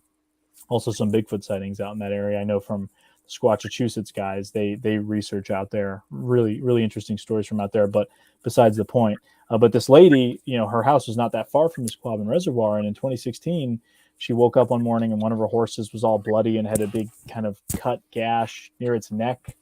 And, they thought, something had attacked. They didn't know what it was. They assumed it was a bear, and they called the Massachusetts Department of Environmental Protection or whatever their state kind of fish and game. Every state has a different title for what they call them. I don't remember the Massachusetts one off the top of my head. I think it's the Department of Environmental Protection. I could be wrong, but let me know. They essentially went out there and concluded that it was due to owner negligence that the horse had been injured. And, that set her off because, a lot of people, I visited their horse stalls and they took very good care of their animals. I mean, a lot of horse people, they treat, these horses probably better than some people get treated, right? So that was very insulting that they actually had said that, because they had said essentially there was a broken latch from a gate, and that the horse had hit that, and that's what caused the cut.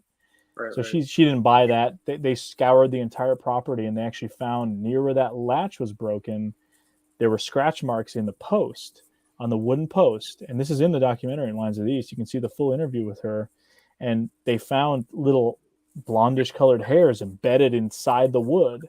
And on the lower part of the wooden gate, there was a trail of blood going off into the woods on that section of the gate, which was really weird because it was very low for a horse to be. She collected the hair samples, which had follicles, as well as scraped off the wood with the blood samples. and got them tested at the University of Florida DNA lab. Not a cheap endeavor at all. Right. Their results came back as male mountain lion from 2 samples. You had, again, hair with follicles with DNA and blood. So 2 separate samples yielded male mountain lion. So then she then calls back they expected it to be a bear. She was just trying to prove that their horses were attacked by something. It wasn't their fault. I mean, they were essentially saying that it was her fault that the animals got injured, which is ridiculous. They sent in to Massachusetts, the Department of Environmental, whatever. They sent them in the results, and they said, well, we want to get these results verified with another lab that we both agree to. So they said, okay. So then they go to the University of Arizona, another respected DNA lab, not just some Melba Ketchum type craziness, very respected labs that are established universities. They went to the University of Arizona. The same results came back with the samples, male mountain lion. And then the woman claims that then after that, the Massachusetts stopped answering any phone calls, and they basically acted like she didn't exist. Very weird. I don't know. I mean, it's a very, very bizarre story. She was only trying to get that proven so that they could put it on their website as just a warning that there has been a confirmed mountain lion incident. I mean, we don't know if the attack, it is near the neck that the creature, that the horse was attacked. Is it possible that maybe there was a mountain lion in the area that spooked the horses and there was an altercation? Because clearly there was some kind of altercation where the mountain lion was hit or thrust into this side of this fence post. That's the reason why there were scratch marks, hair, and blood embedded along that. I mean, this mountain lion could have gone off 200 feet into the woods and died, for all we know. And that's where big cats usually go for when they attack, right? Like the back of the neck. Well, it's interesting because mountain lions generally don't attack adult horses. That the risk outweighs the reward. I mean, they'll attack smaller cows, the newborns and the newborn horses for sure. I mean, the horse that was injured was the smaller of the 2 they had. I don't remember the horse breeds. I think one of them was a Hanoverian, was a pretty big horse compared to the other one. And she claims that big horse is very protective of the little one. I mean, they're both male, but he was very protective. So, I mean, I've only really ever heard of attacks on horses being due to desperation, like if it's a juvenile mountain lion or maybe one that doesn't have food, desperately attacking a horse. So maybe that's what happened here.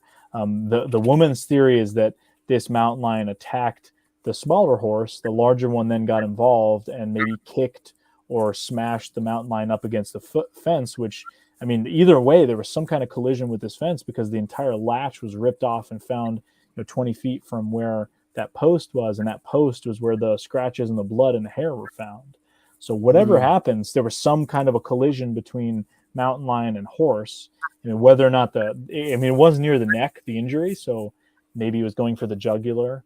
I don't know. That we really will never know, but the kind of the series of events that led to that were very, very intriguing. And that was that her full interviews in my Lions of the East film, and kind of just straight. And I have the actual lab report too from the University of Florida, and clearly, very, very scientifically, they've everything in the report, male mountain lion from 2 separate samples. So wow, there was one very intriguing story. Wow. Yeah, there was one story I heard. I think it was in Pennsylvania, and it involved I think it was like the governor or like some type of like prominent political figure, like a senator or something like that.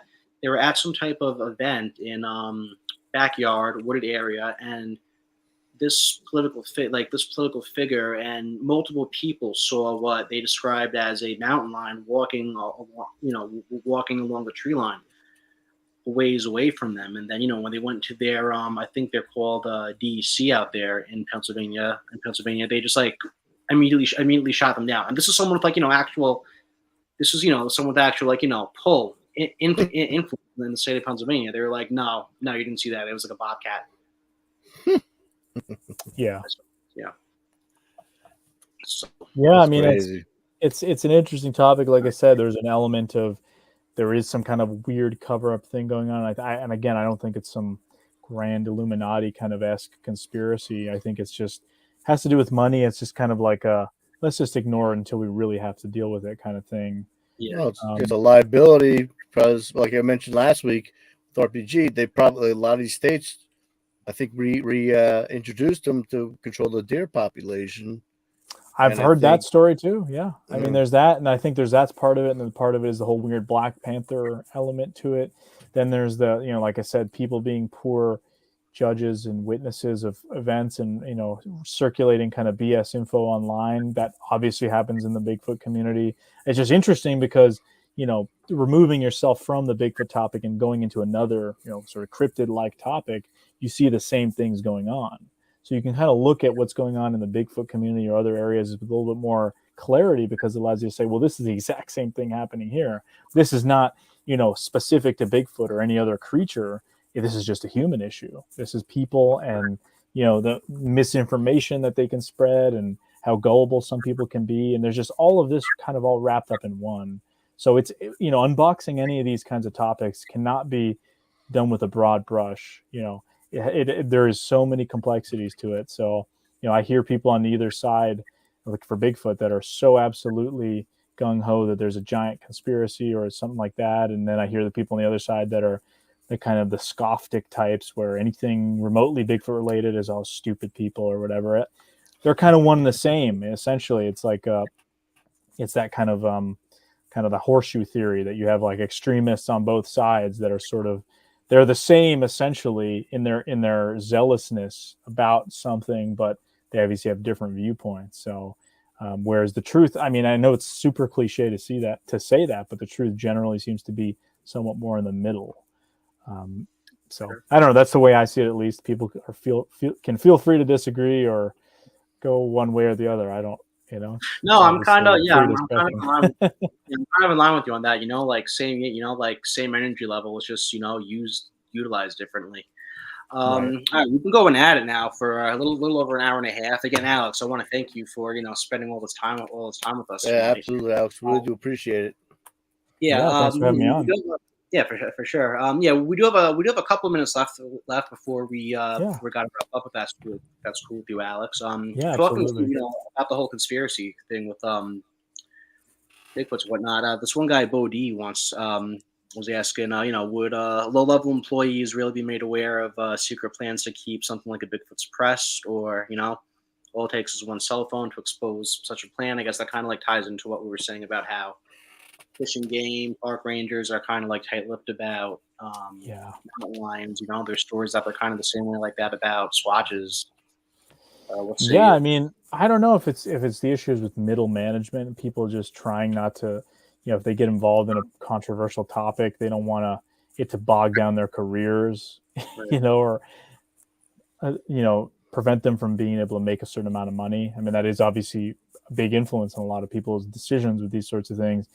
Again, is there like a massive Illuminati kind of conspiracy type thing with Bigfoot? I mean, maybe you've got some people at the top that know what's going on. I don't know, but I think in general it doesn't seem to be. I mean, like I said, I think there's a lot of these grandiose conspiracies about, and I've heard this a lot about people saying, oh, when there's Bigfoot sightings, they send in the black helicopters or whatever and take them out there. It just seems to me very far-fetched, because you look at the way generally this topic is treated in society. Most people laugh at it, or it's a joke, or the media treats it stupid, or even when they're talking about it seriously, that's tongue-in-cheek kind of thing, or, oh, did you see Bigfoot? Did you also see the Santa Claus?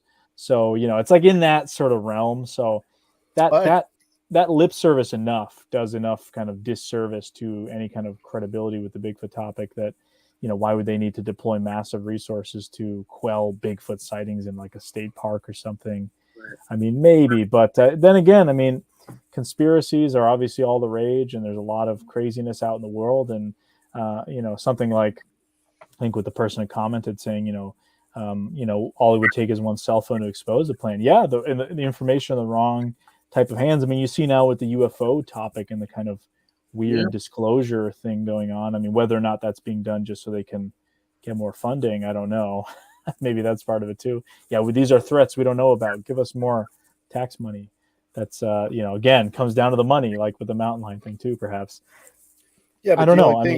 If you took a picture, like say you're a park ranger, you took a picture and it was the best picture possible, thinking you're gonna get, you probably get fired, but then you're probably not gonna get your return for your picture either. You're not gonna be making $1 million on it.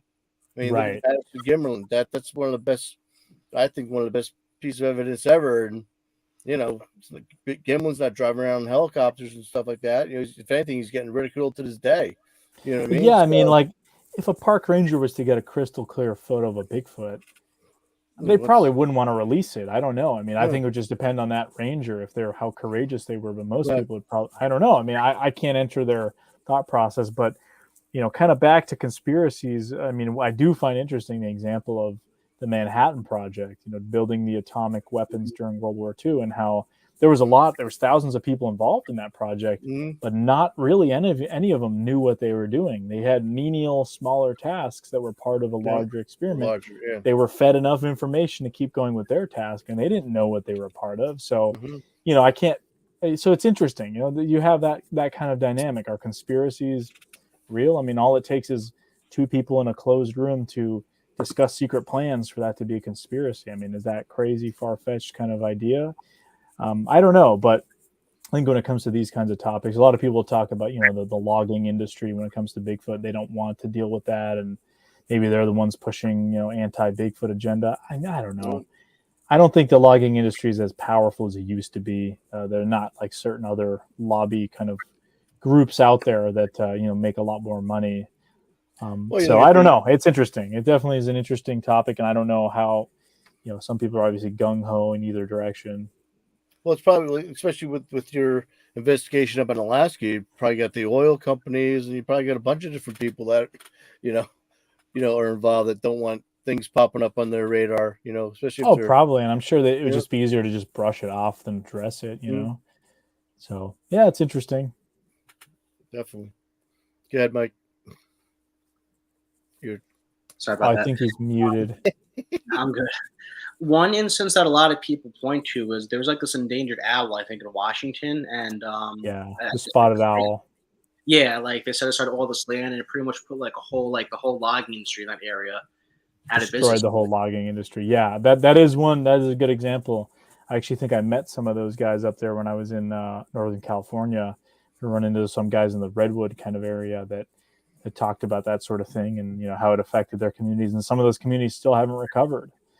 I mean, yeah, there certainly is that example too. But I you know, I've heard some folks talk about, well, let's say there was definitive proof of Bigfoot discovered in the Olympic Peninsula of Washington. I don't think they would then go nationwide and say, all right, all these areas are now off limit. There's Bigfoot everywhere. They would probably start by containing just that area and say, okay, you know, we're going to study Bigfoot in the Olympic Peninsula, or, you know, let's say the Everglades of Florida. Let's say they discover skunk ape. I don't think they're going to immediately go to some sweeping kind of national sort of thing, and every wooded area now is you know, potential Bigfoot habitat, until you know, because again, I think that's not the way a lot of this kind of stuff works with government. They typically kind of drag their feet with a lot of sort of things in that regard. So plus it would be hard to control if you opened it up to everywhere. You know what I mean? Yeah, you need like ridiculous. Yeah, they have a lot of other things they're more worried about, you know, finding ways to get as much taxes out of us than you know, dealing with something like Bigfoot. I live in New Jersey. I know what you mean. I feel your pain, brother. Yeah, I mean, so you'd have to have some dedicated biologists and scientists that would really want to look into that. And I would imagine something like, you know, let's say one specific geographic area where Bigfoot was discovered, there'd probably be a big interest from primatologists, and a lot of those people would start getting grants and probably be able to go out there and really observe that. That would be really interesting, actually, because then, you know, you have groups like, and I've heard this from the Olympic Project and the NAWAC and other people that have talked about, you know, those groups have basically said they try to get packets of information. You know, a lot of the stuff they don't put out publicly of just weird things they've had happen over the years, collected into a collection that if a discovery or scientific verification does happen, they can kind of pass this off, you know, to those scientists coming in and now studying Bigfoot. They said, all right, well, here's our packet of stuff we observed over the past 10 years, weird sounds, behaviors, speculative stuff. Here you go, knock yourself out. Because that would give them then a place to maybe start from. Because obviously, you know, it's not like you're just going to study a regular gorilla or something. There's different reported behaviors with Bigfoot than there are with other primates, if that's indeed what it is. So, plus you need the security point aspect too, because if they did find something up there, you're gonna have everyone and their brother want to shoot it, just like you were talking about pedals down in New Jersey. Yeah. During the bear hunt. I mean, you'd have to secure the place to keep people out from bagging Bigfoot and putting in their trophy case or what have you. You know what I mean? Right, So right. I mean, there would. I'm sure there would be some of that, but I don't know. I mean, because it's interesting, right? I understand that it would probably be an earth-shattering kind of discovery, but then again, look at what's going on with the UFO topic. I mean, you've basically got government people straight up telling you, yes, these things are real. We don't know where they're from, and that doesn't even make the front page of the news. That's like page 10, and all the other insanity going on in society, with everything else going on, is the front page. So even something like is I would say something like UFOs or aliens being proven, it's probably more earth shattering than Bigfoot to more people, around the world. Yet that's not even the main story when you've got people in governments straight up telling you that there is some kind of a disclosure going on. So would something like Bigfoot be earth shattering? I mean, obviously for us, it would be like, yeah. incredible, but for everybody else, people probably be like, oh, Bigfoot, okay, next page. I'm not interested in that, which is crazy to think about, because I mean, you think about the UFO topic too, and it's how are people not more interested in it? But it just goes to show they aren't. Well, I think because most of the population are in urban areas and cities, so Yeah, they could when I was living close to Manhattan, Bigfoot was the farthest thing from my mind. But now so now that I'm back up in the woods and drive on these back roads, you're like, you know what, I could see it definitely being a possibility. But right. when you're on Third Avenue trying to get a piece of pizza, no, not really. And it's worth noting too. Right now, I think 50% of our population in either the U.S. or North America lives in or around cities. On the flip side, though, I think something like 46-48% of the North American landmass is uninhabited. So Yeah, I mean, you see, we're all clustered basically. Canada is a really interesting example because you have, I don't know the statistics specifically, but I know it's upwards of 50% of the Canadian population lives within an hour from the U.S. border. And if you look at where a majority of the Canadian population is, you can draw a line, border of the U.S. Most of them live south of that border, basically in that Great Lakes region where Toronto is. That's like majority of the Canadian population lives beneath that line, kind of close to the U.S., which I find really interesting. So, I mean, people are moving more and more towards cities. Yeah, that's a thing that's happening. I mean, I hear a lot of people say, oh, there's not really any more remote places anywhere. Wherever you go, there's people. And yeah, there are people everywhere. There's people all over the place, but there are less people now in some of these more remote places than there would have been a couple hundred years ago. I mean, just myself, having been lucky enough to travel to literally some of the most remote parts of North America, whether it be the lower 48 or Alaska, certainly is in a class of its own. People, I mean, just flying over some of these areas. We did a helicopter flight over the Adirondacks, the high peaks. You see down into some of these valleys that I wonder how often people ever go into there. We flew over parts of Alaska and it's just ridiculous. You see so much territory in space that it's actually frightening how much space is still out there. Because again, our populations are all clustered around big cities or spread out into little urban areas. Florida, this huge populated state, right? 20 plus million people at this point, I think. in New York now. Well, all that population in Florida is along the coasts. I landed in January, landed in Miami. Within 3 hours, I was in the middle of nowhere, the Everglades, where, the population, you and gators, basically. There's like nobody. And that's pythons. Yeah. So, and that's where the skunk ape sightings are happening in New York. I mean, upstate New York, the Adirondacks, compare that to New York City. So you go within a few hours and you're already in the Catskills, you go within a few hours and you're already in a completely different environment that does support lots of other wildlife. So people don't understand how much wilderness is still out there. It's pretty insane, actually. And like even only like 50 minutes north from me, you have like Dutchess County, Harriman State Park, your Rockland and Orange County. Like Harriman State Park, it's only 50 minutes away from me. It's the second biggest state park in New York State. There've been sightings there. Appalachian Trail goes through there, the long path. Right. Yeah. All right. Well, we've been going for about hour 45 minutes now. Thanks for putting up with us all this time. Yeah, Alex, I really do appreciate taking time out of your busy schedule, man. No, it's all good. Happy to talk about it. You know, it's always fun to talk about these topics, and obviously with folks who are interested in it. But there's something going on. I mean, I don't know what it is, and I haven't had it confirmed for me. I've had really weird things happen that I can't explain, but I can't say are Bigfoot either. So it's kind of this weird limbo, but you just hear so many stories. And yes, there's a lot of misinformation out there.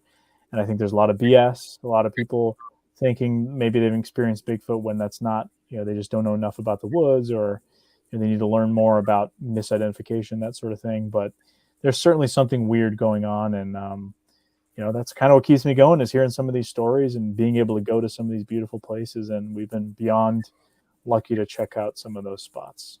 Yeah, there's too much stuff going on for it not to be something, like whether it's Bigfoot or just, you know, some other type of high strange. Like, people are definitely seeing something weird. Yeah. Hard to explain. Cool. All right, hang out after we check out. Just hang out for a couple more minutes. All right, Alex? Sure. After we So yeah, again, Alex, thanks again for joining us. Had a blast tonight. For myself, Alex, Charlie, we'll be signing off. Make sure to tune in next week. Brendan Brown's going to be back. He's going to have Dan Perez of the Bigfoot Times on with him. He's always a good time. So yeah, until next time, we are signing off. Hey, this is Chuck Larson. You're watching the CARC channel on YouTube.